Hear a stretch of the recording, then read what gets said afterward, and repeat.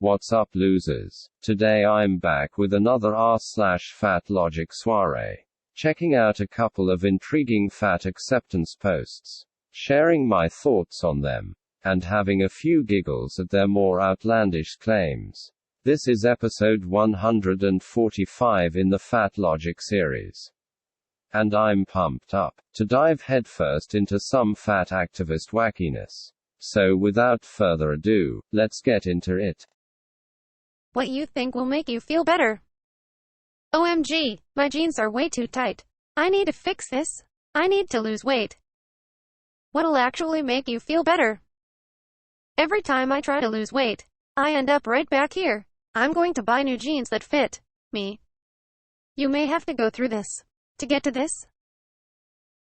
Yeah, I don't know about all that.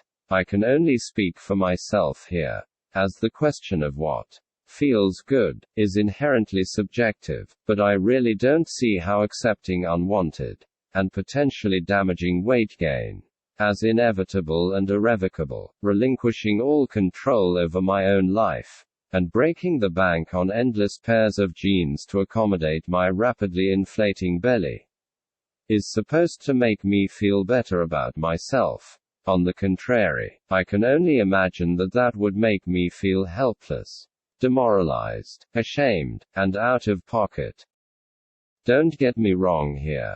I'm not saying that people should always force themselves to fit into the tightest clothes possible, nor that they should refuse to upsize even once the older clothes become physically uncomfortable for them to wear. But as a general rule, I think that people should aim to achieve a healthy size, and stay there or thereabouts. If you are a fully grown adult, and you regularly find yourself putting on so much weight that your old clothes no longer fit you, that should be setting off some pretty major alarm bells. And at a certain point, you need to put your foot down and get your weight under control. Just because there are bigger clothes available to buy, does not mean that weight gain is no big deal, and even if you can financially afford to replace your wardrobe every couple of months, your health cannot afford it. And as far as I'm concerned, health should always be a higher priority than clothes. The last issue I want to raise with this post is that I reject the idea that losing weight is an inherently negative experience. I am fully aware that for lots of people, dieting can result in feelings of anxiety, stress, and weight fixation, and I have no intention of obscuring that unfortunate reality. But equally, I think it's worth acknowledging the feelings of genuine satisfaction, accomplishment, and empowerment that people can derive by adopting healthier diet and exercise habits, and reaping their rewards over time. For posts like this to paint weight loss as all doom and gloom all the time seems very one-sided to me, and I don't think that that is how you would represent things. If you were sincerely trying to help fat people make the right choice for them. Just my 2 cents worth. When fat people ask to be accommodated, we aren't asking for something special. We are asking for equity. We just want what thin people are already getting. Okay, but like, often you are asking for something special. You just don't view it as special, because you expect to be indulged at every turn, and to have your extraordinary needs brought about by your unhealthy lifestyle, subsidized by thin people, who don't stand to benefit from your receipt of these benefits, and themselves did everything right so that they wouldn't need such support for their own sake. I think the perfect example to illustrate the issue with regard to fat accommodation is the classic fat acceptance debate around airplane seats. Fat activists argue that they should receive larger seats at the same price, because they should be able to fit into their seats just like thin people can.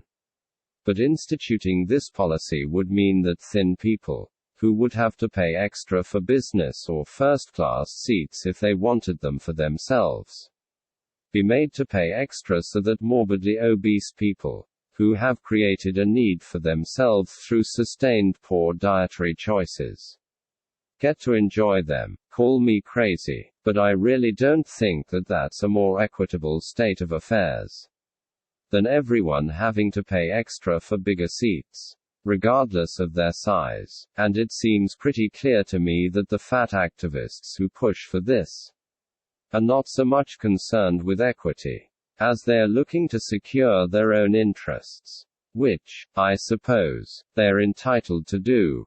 I just wish they wouldn't be so self-righteous about it, haha. On some of the fat activist demands for accommodation, I'm sure there is room to negotiate, and I'm certainly not opposed to making things easier for fat people when it can be done at minimal cost to the rest of us. But on matters like the airplane seats, where fat activists demand thin people to prop 'em up at their own personal expense, it seems to me that indulging them would be sending the wrong message.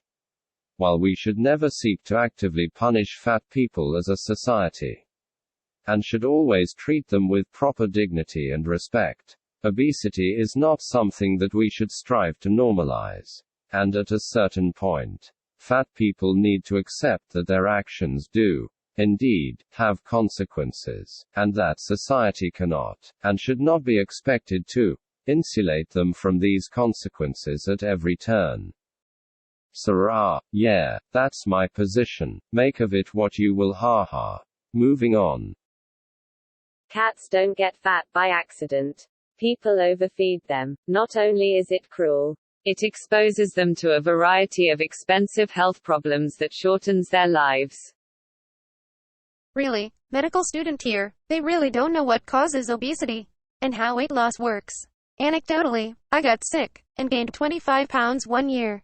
So I tracked everything I ate with an app, did high-intensity exercise 3 times a week, couldn't lose weight, then I got even sicker, and lost 50 pounds without trying. God, this is embarrassing. Imagine relying on your apparent status as a medical student to assert obvious BS that is wildly at odds with medical science. Then relying on your own personal anecdotal experience, filtered through your own pre-existing bias, no less, to support your dubious claims, and expecting not to get laughed out of the room. That's wild. Man, these fat activist clowns really think people will believe just about anything, don't they? I guess that makes sense, considering how susceptible they are to quackery and misinformation. But what can I say? I'm a little insulted that they expect the rest of us to be so easily fooled. It's especially crazy how all it took to draw out this wacky post is someone pointing out that cats become fat through overfeeding, and that cat obesity is bad. I mean, you wouldn't have thought that either of those points was remotely contentious. But here we are. I guess cats just get fat for no reason in particular, that food has nothing to do with it whatsoever, and that anyone who thinks otherwise is just not sufficiently educated on the subject. Makes sense. Thank God we had an expert on hand to show us the error of our ways. Now I can do giant mukbangs with my kitty without guilt. What a weight off my shoulders. Ha ha, no, but seriously, this post ain't it. Guys, don't overfeed your pets. They'll get fat, and that's a bad thing. Nuts that I have to explain such things. But there you are. Onto the last post. My BMI is 42. The answer to life, the universe, and everything is 42. Coincidence. Nothing is coincidence. Hashtag death fat. Hashtag BMI is sheet. Hashtag body positive. Okay, so, I don't have too much to say on this one, given that it's basically just a sheet post. But I was kinda struck by how undaunted the poster seems to be by their morbid obesity. Like, they seem to think that it's just a funny and inconsequential bit of trivia, rather than a severely life-altering, potentially life-threatening condition. And, I don't know, I just find that deeply troubling. I sincerely hope that this person understands what they're getting themselves into. Because I hate to think that they're going to wake up one day and realize what a grave mistake they've made in overlooking their weight problem. Only for it to be too late for them to turn things around. Because that would be a damn shame.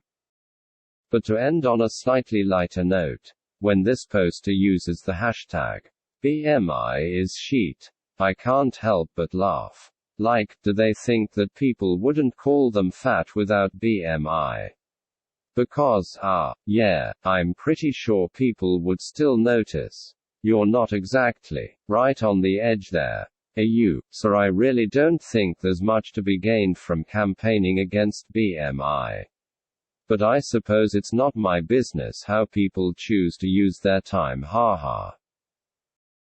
Well, that's all I've got for you today. I hope you had a fun time reading through these posts with me, and that you got something out of my commentary. What do you think? Is the answer to uncontrollable weight gain simply to buy bigger jeans? Are fat activists asking for equity or special treatment? Do we know what causes obesity? Is BMI sheet? Let me know in the comments. As always, don't forget to like and subscribe, or I'll make you binge on cat food. Just kidding, haha. Anyway, catch you later.